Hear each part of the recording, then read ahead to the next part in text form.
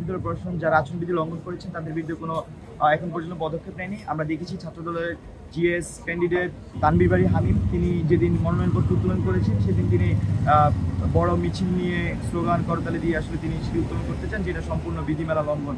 বিধিমালায় বলা আছে আপনি যখন মনোনয়নপত্র উত্তোলন বা জমা দিতে যাবেন সর্বোচ্চ 5 জন সমর্থকই যেতে পারবেন এবং কোনো ধরনের মিছিল বা স্লোগান দেওয়া যাবে না। আমরা দেখেছি যে তিনি ইতিমধ্যে সেটি ভঙ্গ করেছেন।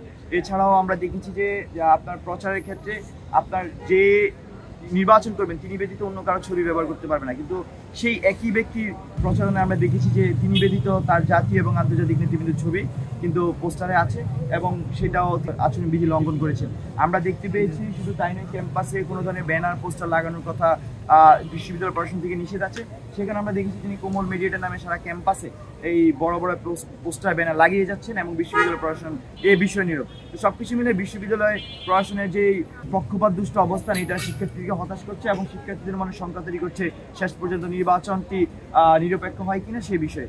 আর আরেকটা বিষয় যদি বলতে চাই, বিশেষ করে আমাদের পক্ষ থেকে আপনাদেরকে এইটুকু আশ্বস্ত করতে পারি আমরা এই ক্যাম্পাসে বিধিমালা লঙ্ঘন করব না।